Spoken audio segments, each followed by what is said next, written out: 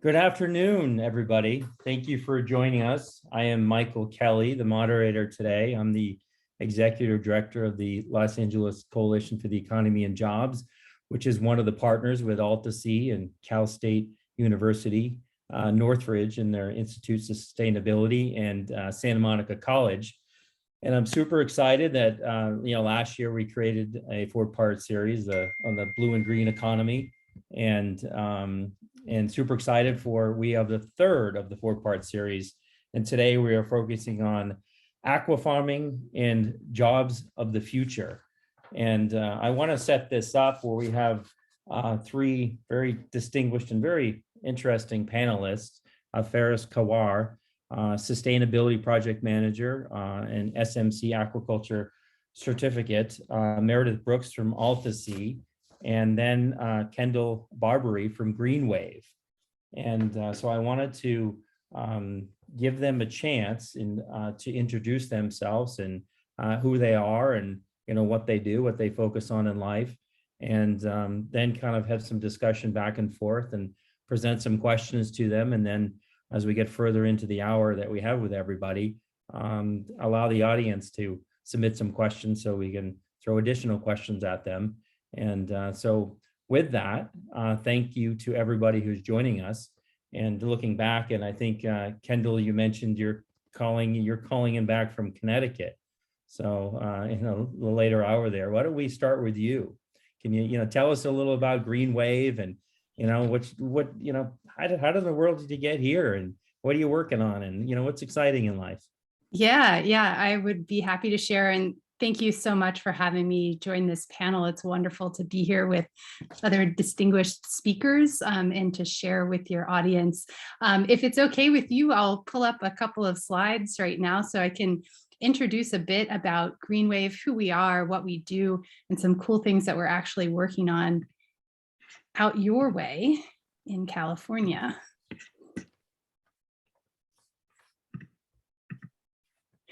So again, thank you so much for having me. I really enjoy being here. It's a pleasure. Greenwave is a bi-coastal nonprofit organization. So we were founded back in 2015 with a mission to train and support regenerative ocean farmers in the era of climate change. We are headquartered on Quinnipiac and Wappinger land in New Haven, Connecticut, but we have staff and board members across the Northeast and across the country in California and in Alaska, and now in the UK as well. As programs director for Greenwave, my work is focused on program strategy development and partnership development. Now, we have 2 primary program areas: training and support, and innovation.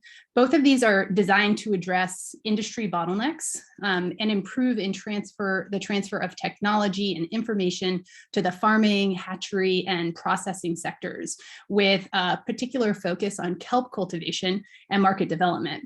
Now, I joined the team back in 2017 to help build a training program for kelp and polyculture farmers. It's very centered around Greenwave's kelp mussel and oyster farm in the Thimble Islands and our kelp hatchery in New England. But after designing and running this program for a couple of years, and it's really core to what we do, I realized that the demand for training and the thirst for knowledge around seaweed farming specifically was quickly outgrowing the reach of our high-touch farmer training intensive. And out of hundreds of applicants for our training program, we could only accept 10.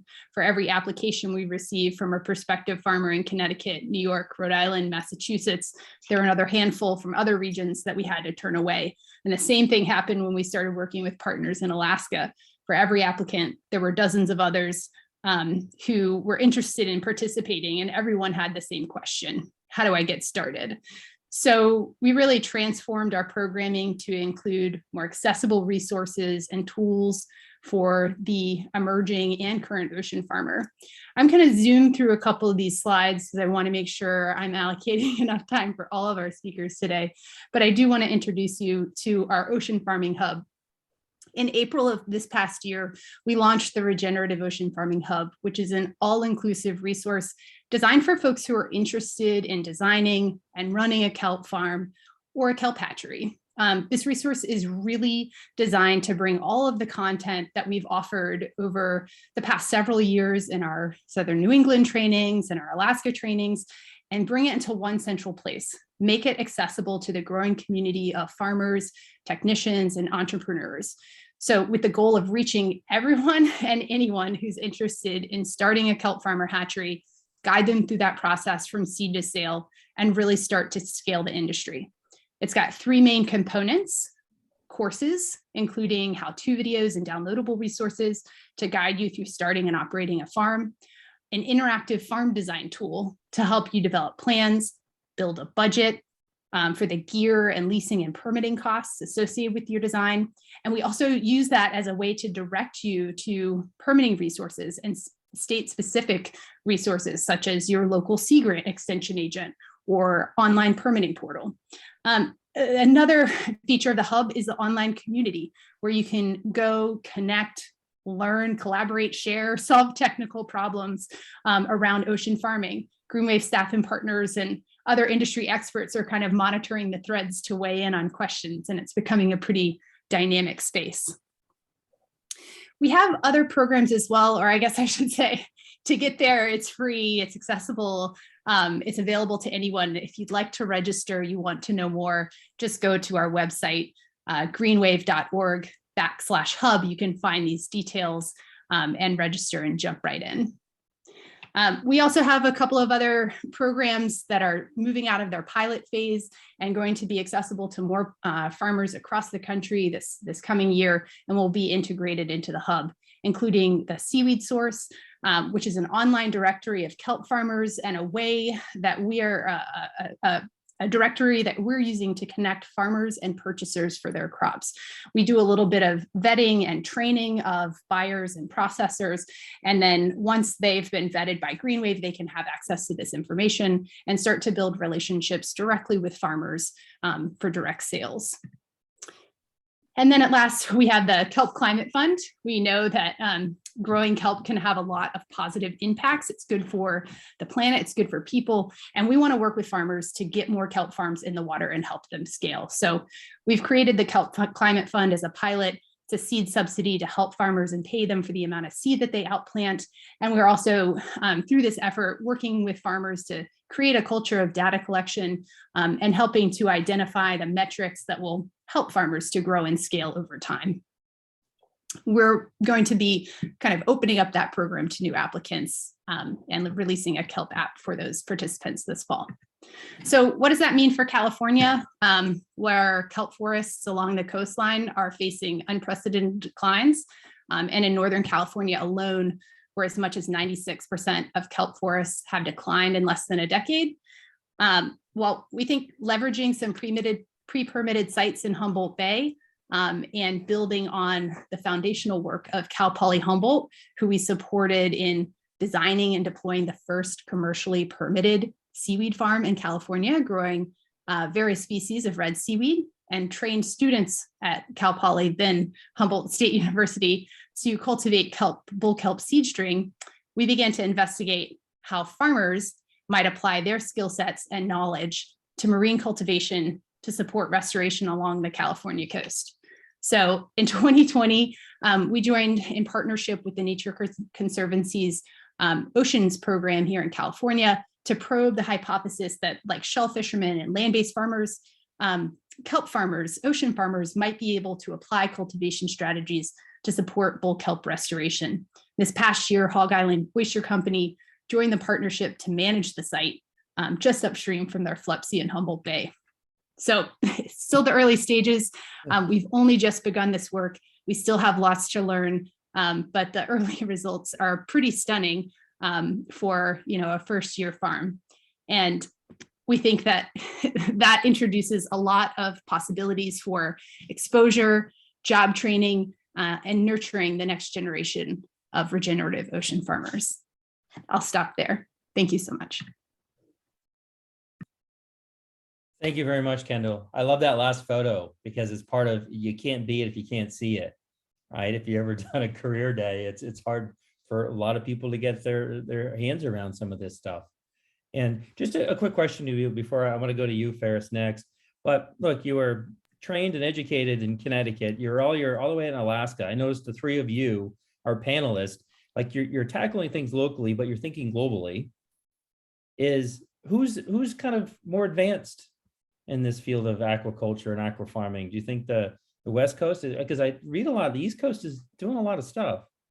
Well, there is a lot that's happening in the United States. And I would also caveat this with kelp farming is not new. It's been around for at least several decades. Our friends in Asia and the Pacific have been cultivating kelp for some time. It's only been within the past decade that these cultivation strategies have been applied to this context and have become really commercially viable. So there's a lot of work that's been happening in Maine for the past decade, plus the work that Ocean Approved, now Atlantic Sea Farms, has done to establish and work very closely with kelp farmers and build an industry from the ground up. And now, in southern New England, where we operate our farm and floating classroom, and have been working with a whole host of small scale farmers to develop direct sales to restaurants and other local markets. And then in Alaska, I mean, the markets and kelp farming industry there is really taking off. There's a lot of growing interest, and we want to be in a position to help to share what we've learned by being farmers and practitioners, but also through our exposure to research teams that we work with and people just across the industry. We think that there's a lot of room to grow, and we want to be kind of supportive of new farmers and create a culture of collaboration, and support kind of this growing industry and share best practices and help everybody to do it and do it well. Wonderful, thank you. Ferris, I'm going to sandwich you in between Kendall and Meredith here. Sounds good. I remember last year, great conversation. And I love the idea of, Ferris, your name with sustainability, and not, right, because consumption is, right, I think we consume a lot of things in this world, unfortunately. And so that the idea of sustainability and the idea of, the best practices that you're out there, working Right. with localities and everything else, but you got a foot on the university, right? You're pulling up the next generation. So yeah, everybody love to probably really hear a little more. Yeah, thanks. I love that Kendall went first, because the way I kind of think about it is, you're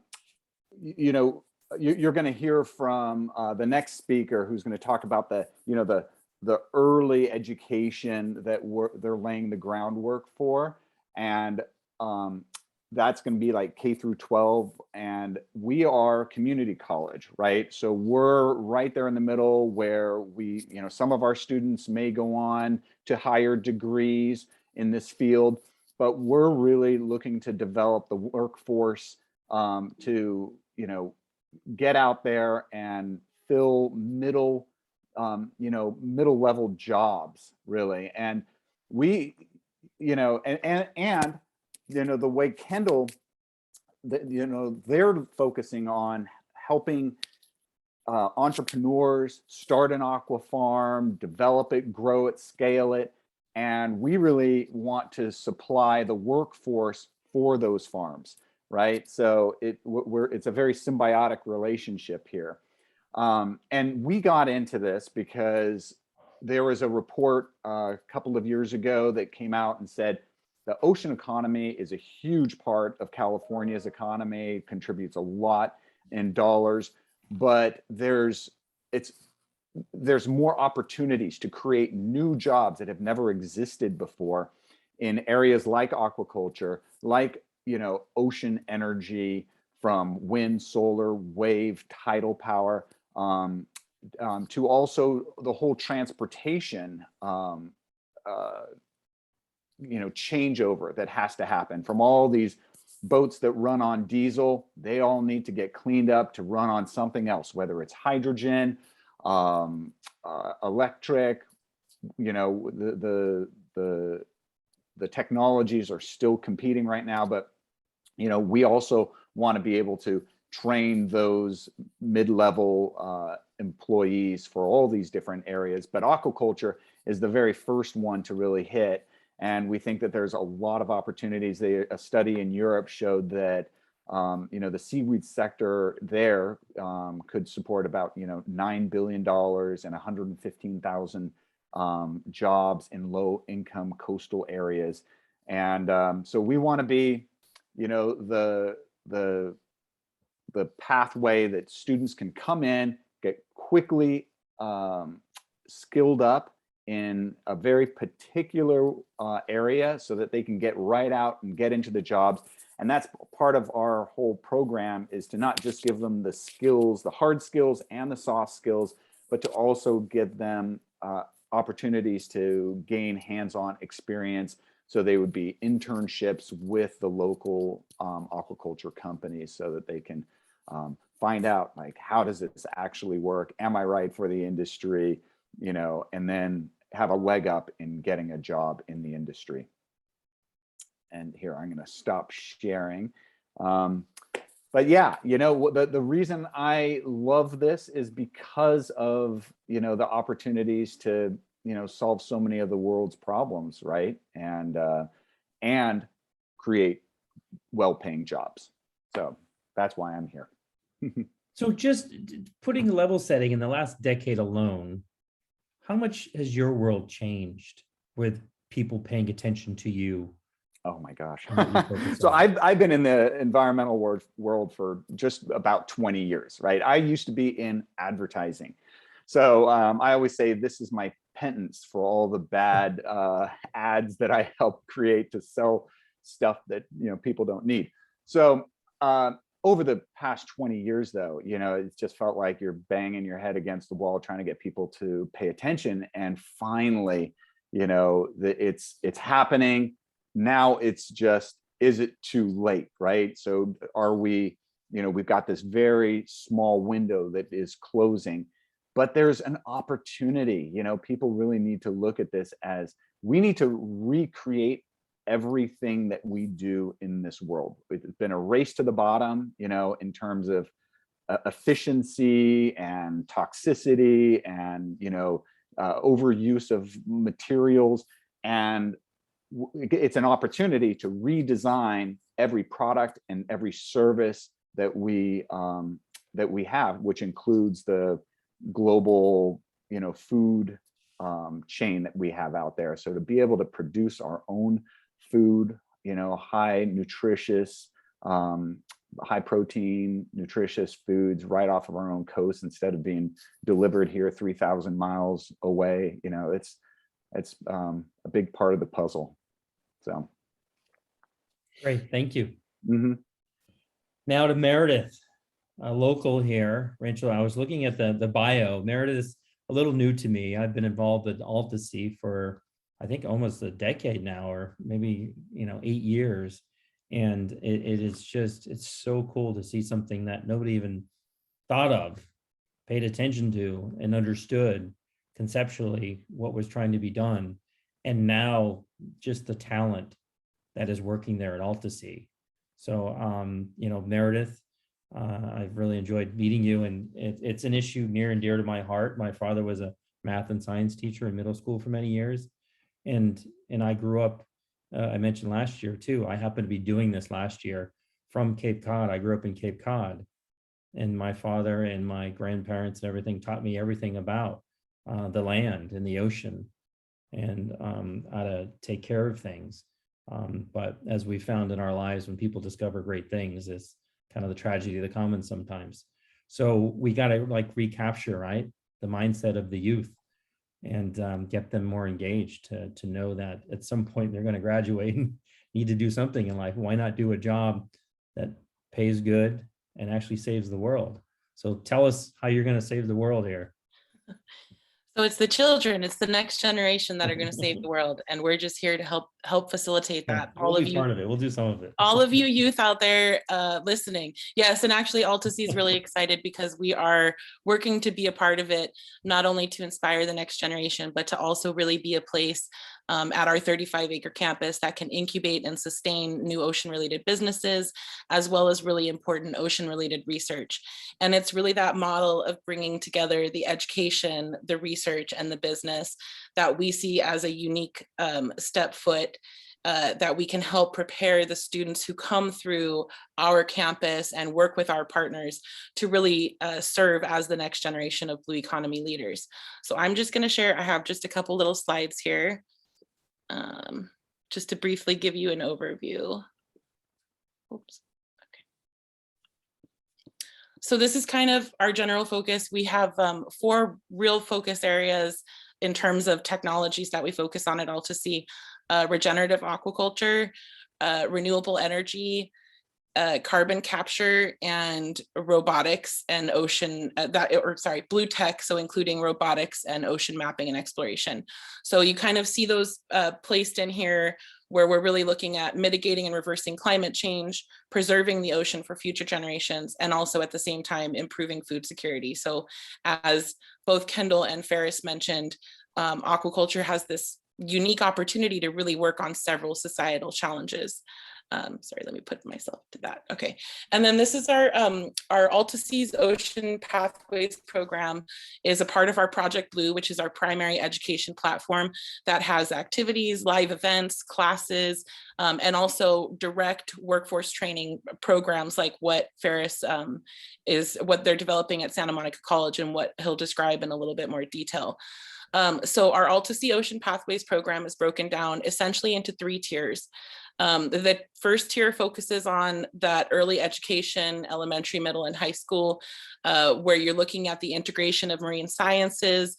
So really like hands-on experiences where I can think of one, this isn't specific to aquaculture, like aquaculture, we do a lot of the feeding events, feeding activities, but one exciting way that you can get kids into science, we had students use a can of Crisco and dip their fingers in the Crisco and put it in very cold water and then dip it in before without the Crisco and dip it in with the Crisco to see how mammal fat helps protect ocean mammals from hypothermia.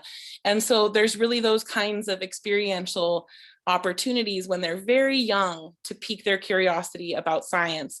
And there's actually been quite a few studies on that magic age being around 7 or 8 years old, where one particular study looked back and asked STEM researchers when they first fell in love with their science.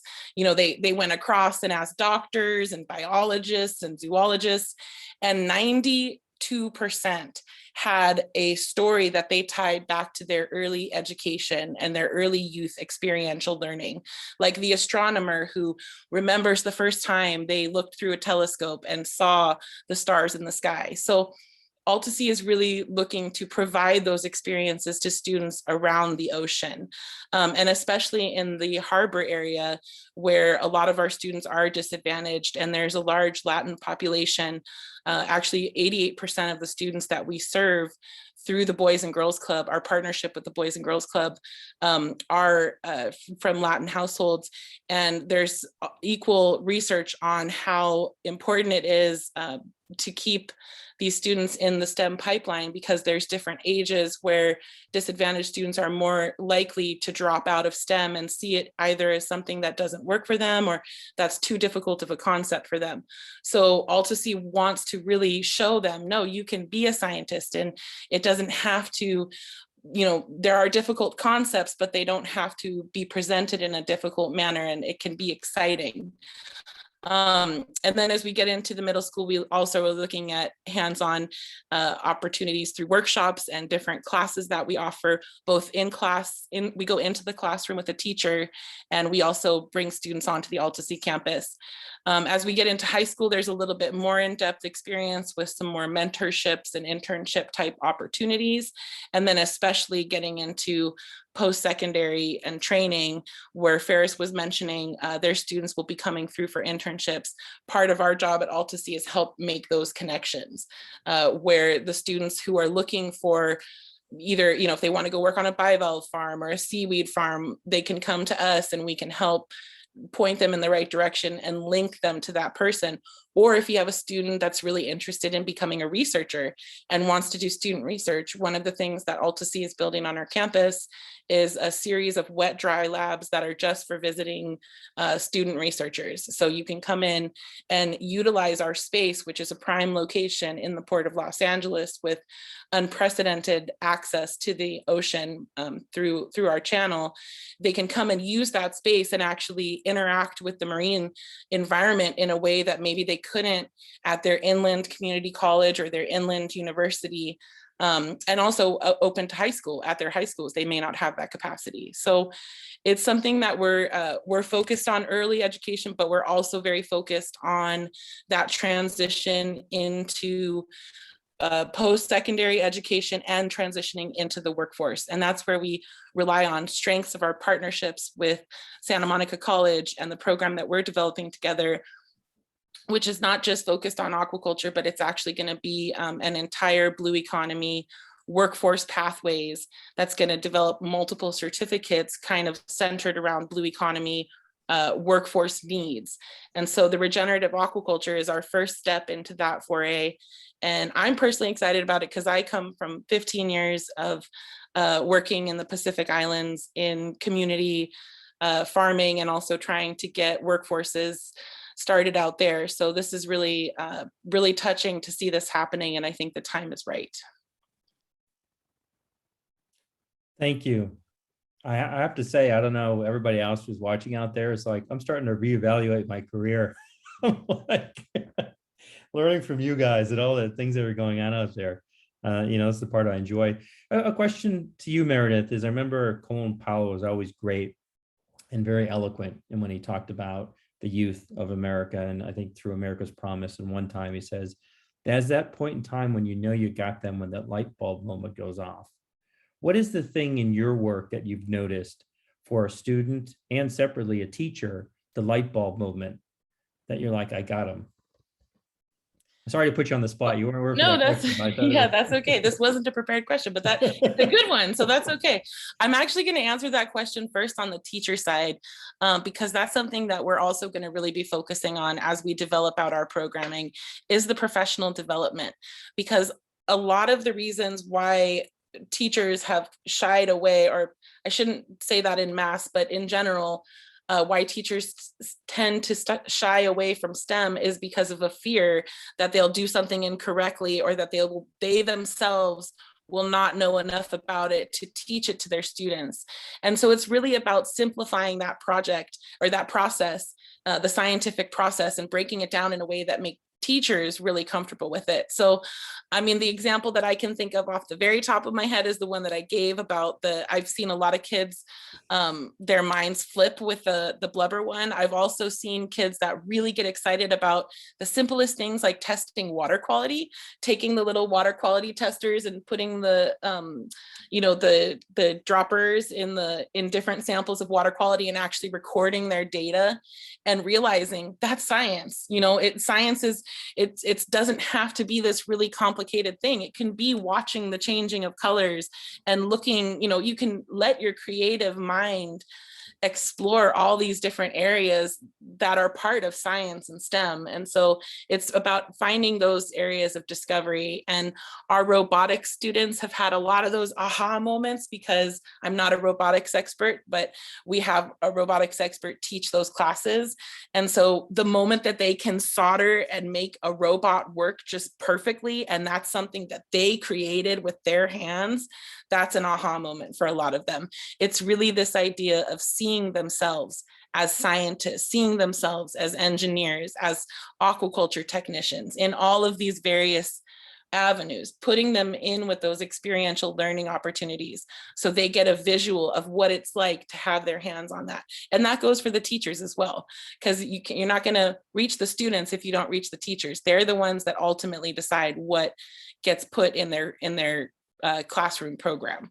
So it's really about speaking to all sides, just students and the teachers, and also the families at home. But that's a whole other story. So yeah, and to use this as an example, the reason I'm bringing up, I could follow up with you after, but I think the whole reason we created this whole webinar series is to spark thought and not just provide information, but to be the stimulant for connectivity and the partnership and all that other stuff, because it made me think about my time helping out Cal State Dominguez Hills, where Toyota sponsored some very innovative stuff called Fab Labs around STEM, where they donated these big trailers that were fit out with 3D manufacturing and printing and all these fun things. And they go out to the community, since the community can't come to them. And I'm thinking to myself as, wow, what you guys are doing, if you haven't, we got to connect you two to add in some of the blue economy to that STEM trailer. There's like 4 or 5 of them that are going out into underserved. That would be communities. great. Yeah, we have, AltaC does have, we just hired an education manager who's actually going out and doing physical in-class demonstrations and things like that. But AltaC is all about collaboration. We agree completely with what Kendall said about the culture of collaboration. We think that it's going to take that, not just within regenerative aquaculture, but across the blue economy, to see the progress that needs to happen if we're going to really start solving these global problems. So we'd love to be a participant in that. And we also have, like through what Kendall's, they've got their hub, which is wonderful. And we're going to promote that resource because that's a great resource for farmers, especially people looking to start in California. But we also have our Project Blue Hub, which does have all of our activities and our lesson plans, and that's all free. Once something is built, we make it a free resource for students. Even though we're not, government funded for that work, it's something we strongly believe in sharing because of that culture of collaboration. It's going to take a village. You hear that, everybody watching? That's what I'm saying. Write some notes to make some connections. Okay, let's go back. So we're at 4:30. We're halfway there, 4:31, 29 minutes left.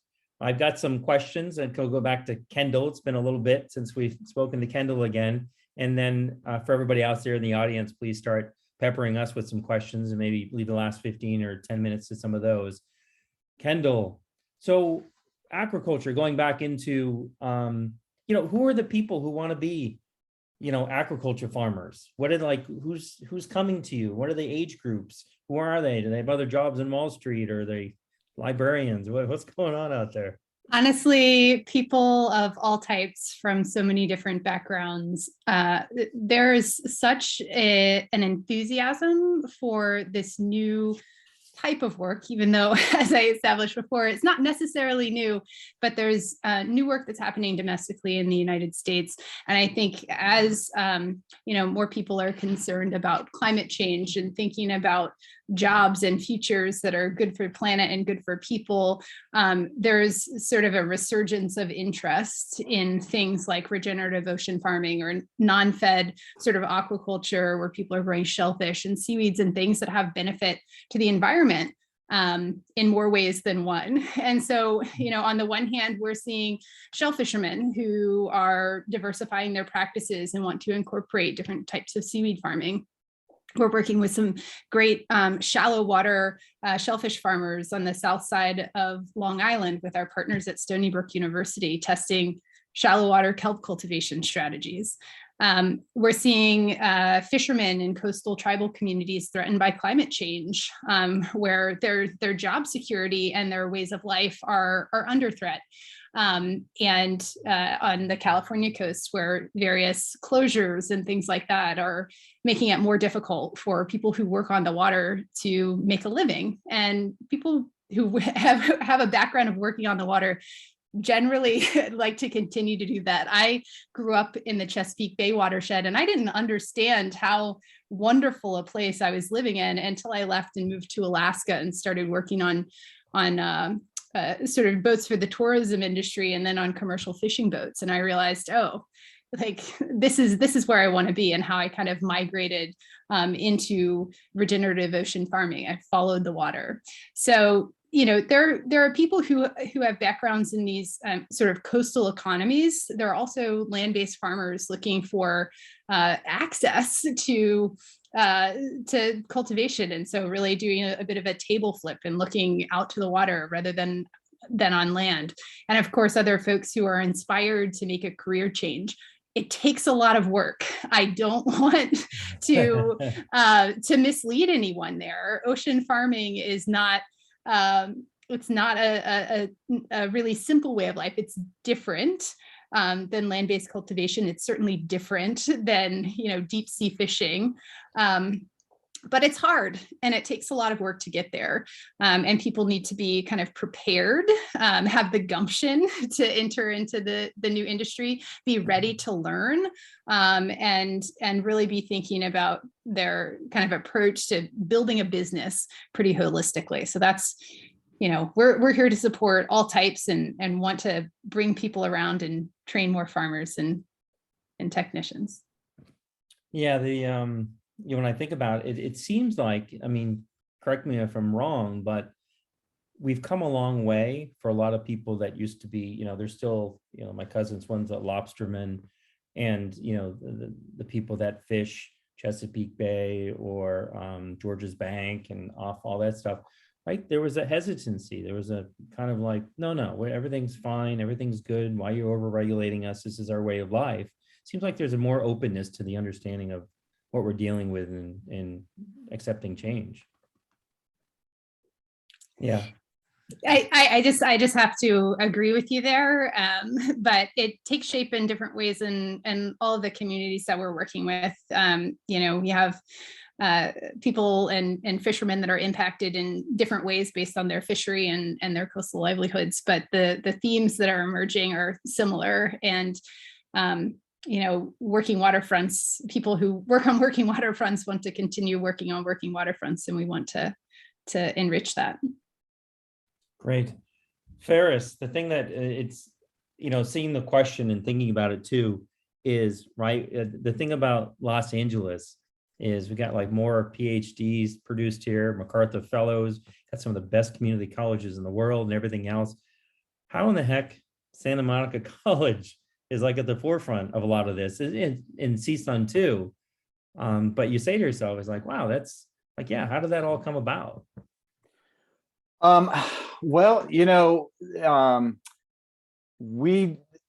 there's just such a wide array of jobs that will come out of this field of work. And yeah, there's going to be, some need for PhDs, but there's going to be a whole lot more need at the bottom of the pyramid for, skilled laborers, middle level workers who, understand the principles of farming. I found it interesting, Kendall's, everyone she mentioned really is coming from, some kind of a farming background, whether it's farming in the ocean or on land. And, that's really, the kind of mentality you got to have for this kind of work, is to understand the seasonality of growing things and keeping them alive. And so, yeah, I just feel like,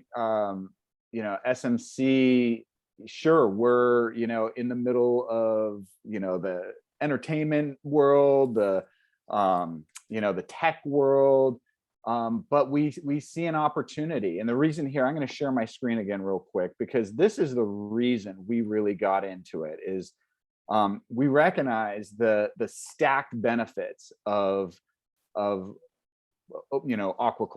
farming, right? So you've got so many issues facing the planet. You've got well, the other way to look at it is we've got all these issues, and aquaculture can address many of these issues, from carbon emissions, species loss, coastal wetland loss, global hunger, collapse of fisheries, plastic pollution, methane, soil degradation, and fossil fuel use. All of these can be mitigated in one way or another by aquaculture. So when you can take, create one industry and feed workers into that industry that know what they're doing, that can help accelerate the adoption of aquaculture and the success rate of aquaculture on the West Coast, then we want to be a part of that. And we see that there's a lot of interest. NOAA has recently put out a report that they said there were 2 locations in the United States that is really great for ocean aquaculture. And one is in Southern California, the other one is in the Gulf of Mexico. And so we are just lucky enough that all of the stars aligned, that Southern California is one of those two places. So we know a lot of investment is coming here, and we have, 11 million people in our county. We've got a huge impact and an opportunity. And here's what I think gets people fired up and really interested in getting into this field, because all of these stacked benefits, carbon emissions, kelp farms can sequester 5 times more carbon than forests, and you don't have to worry about them burning down. You address species loss by creating habitat and allowing species to come back. You address coastal degradation by growing seagrasses. You can address global food shortages by growing food locally, reducing the carbon emissions from moving things around, reduce carbon emissions from raising cattle. You can replace plastics with bioplastics from kelp and seaweeds. Growing some types of seaweeds, a particular red seaweed, can reduce methane output from cattle. You can use seaweeds as fertilizers, natural fertilizers on our degraded soils terrestrially, and you can create biofuels, which are needed. And all of these are products that are going to help solve our world's problems. And I think the people who are interested in these, these fields, they're just aching. People are aching to find meaning in their jobs, and they are coming from all different areas of the economy with different backgrounds, and they're, they want to do something good and make a good living. So that's why I think we're really interested in supporting this. Yeah, love it. Meredith, back to you, because what's neat about Altacy, of this space that was unoccupied, it was underutilized land, underutilized real estate. That's one of my biggest things. There's so much underutilized land and space in this town that we got to do something with it. And so that was, I love, what Len had done originally with the vision and the port being accepting of it. So after these years have gone by now, you actually see what the jobs look like, right? For everybody listening, it's just kind of like, okay, thinking about like, what's the day to day? Who's showing up? Is it 9 to 5? Is it, from midnight to 6? What's the job? What, do they have a certificate? Do they have any education? No education? And they're like, yeah, walk us through a little what you're seeing on the ground. Sure. Well, in terms of what we're seeing on the ground from our partners, we, as you know, we're building out with our renovation. So we've got a couple partners that are currently in, but we're definitely anticipating a lot more coming in the coming years as the center finishes being built out. But right now we're seeing from small scale to large scale. One of our partners in-house, Hold Fast, is an in-house hatchery. And they're a small, 3-man operation all the way up to Pacific 6, which as they're getting their permitting and their farms in the water will be needing hundreds of employees. So there's really quite a wide range. And there's also a wide range of jobs that come along with it, because it depends on what your particular interest level is. There's several jobs that don't actually require aquaculture specific training. So one of the things I know kelp farmers are in need of, and kelp, or especially people who work on kelp restoration on the coast, are in need of divers, desperate need of divers. So if you have a PADI certificate, you could go probably get an aquaculture job tomorrow. It doesn't require a knowledge specifically of aquaculture, but it takes a skill set that can be applied to other jobs and utilizes it for aquaculture. So you have those kinds of jobs like divers. And as Kendall mentioned, a lot of the people coming in are from the fishing background. So you need the people who can drive the boats, the people who can maintain the boats, people who know how to harvest and pull heavy, from the ocean if they don't have a crane. And then you need the people on land who are going to be able to process. Those are some jobs that maybe would not require specific aquaculture technical skills.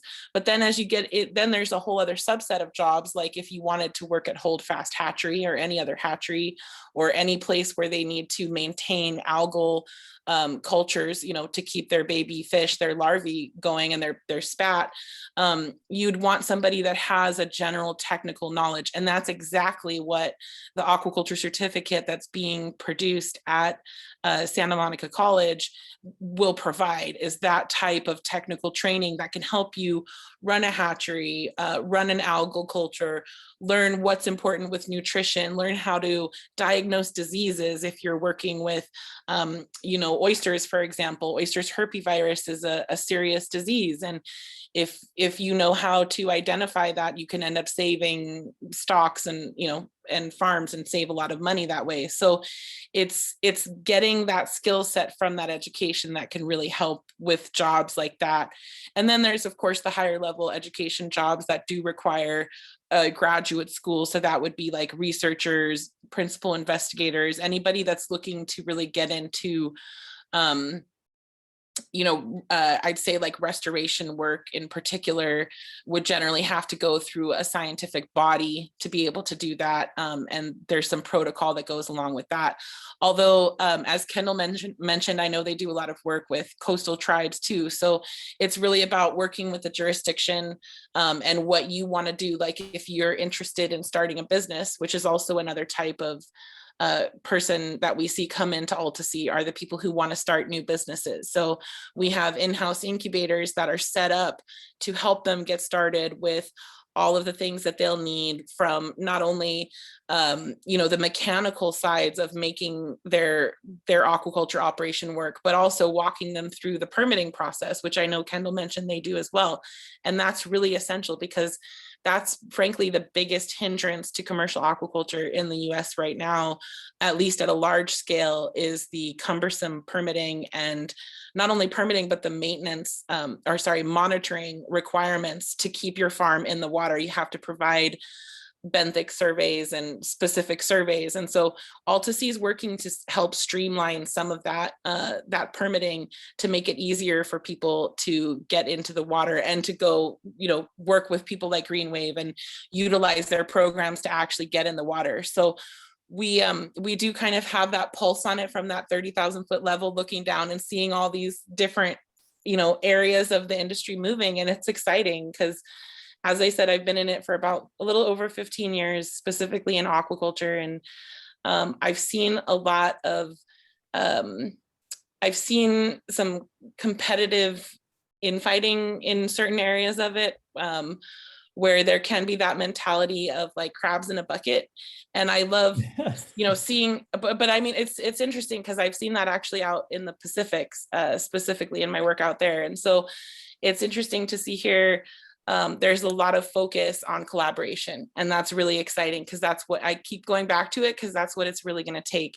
And so we're looking at all these different aquaculture organizations coming in together, and the one thing they all have in common is they're excited to collaborate. They're excited to move across and see how we can make this industry grow together as an industry. Yeah, and it's the key part. I'm not a full libertarian, but you think about it, it's like, if some people in the world of technology can create something in their garage and just go through, let's say, a bunch of scooters on the street, and regulation has to figure out how to keep up with them, in a sense, they have, carte blanche to go do whatever they want. But then we overregulate so many other types of fields in which people could be working as entrepreneurs and everything else. But it is difficult in this field, knowing from my cousin's work with the oysters, is people can get sick.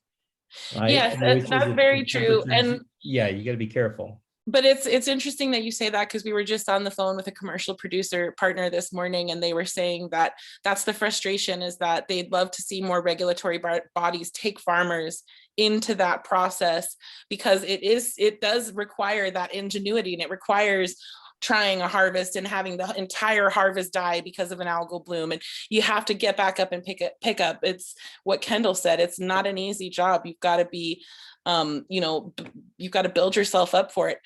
But again, that's the specific farming job. There's a lot of jobs in aquaculture and in regenerative aquaculture. There's also the entire marketing side of it, the sales side of it, the accounting side of it.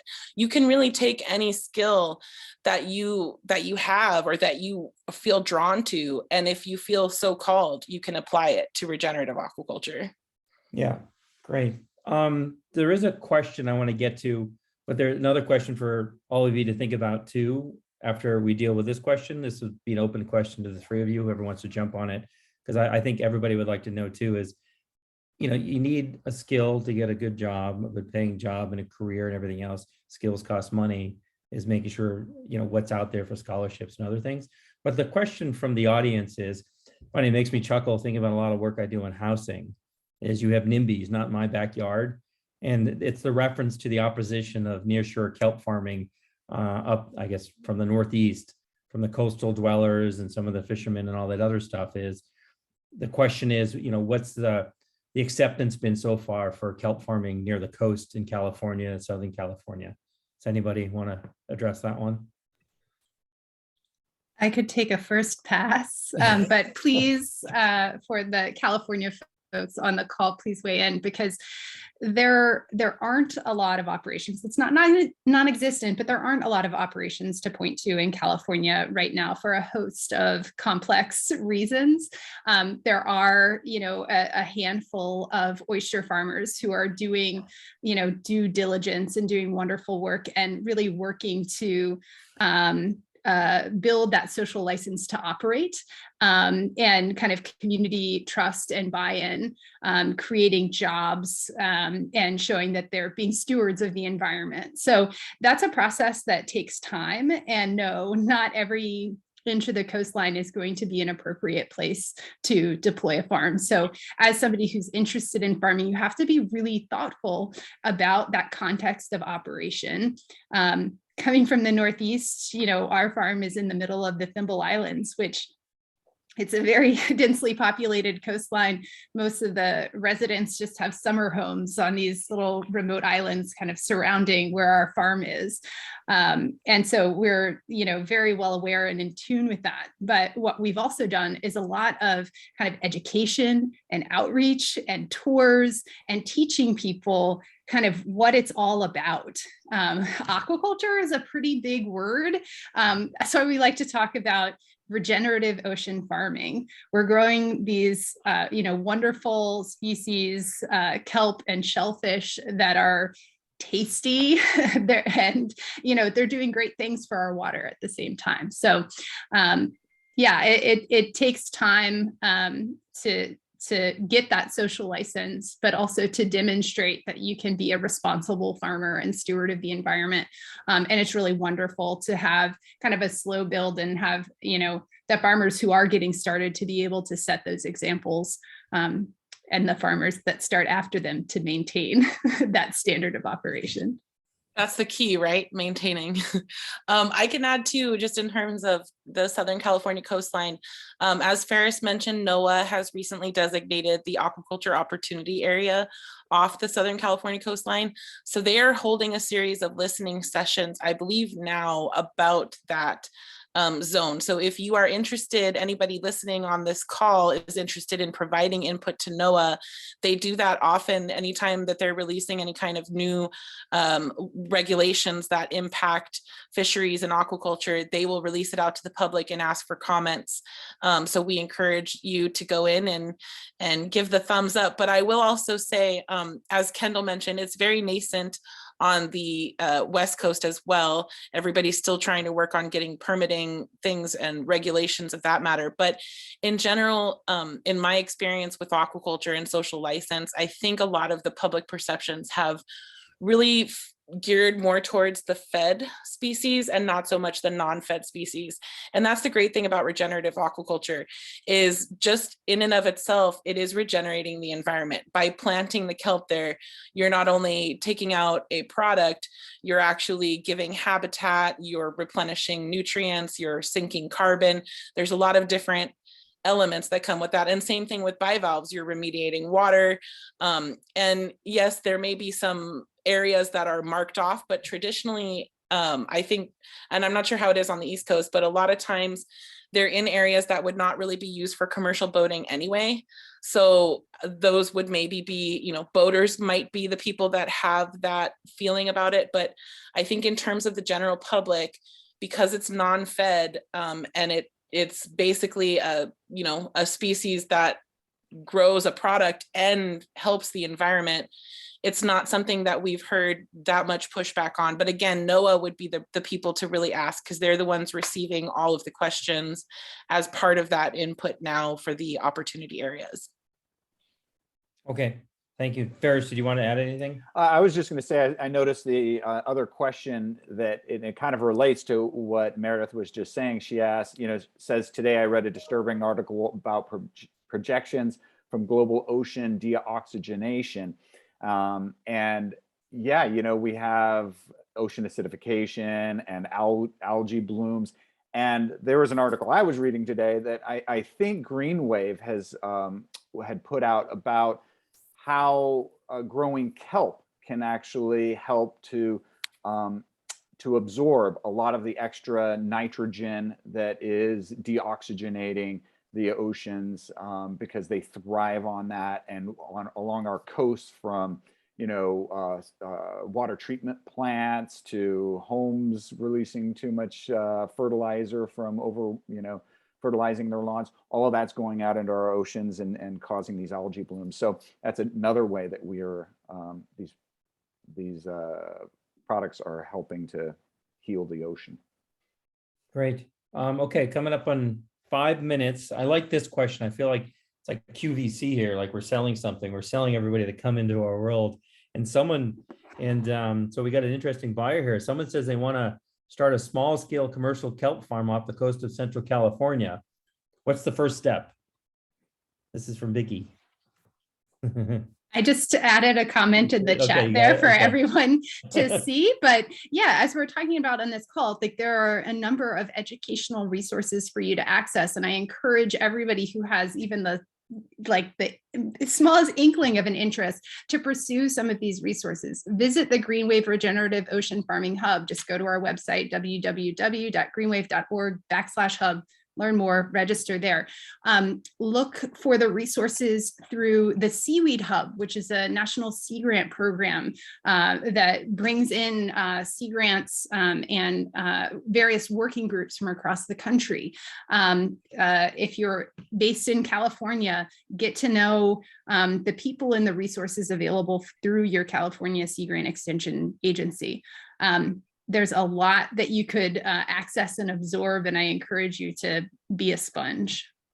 Yeah, and in terms of opportunities in California, we've got the Giant Kelp Cluster as well, which is a group of industry, commercial producers and researchers all working on different aspects, and we welcome new members to that cluster.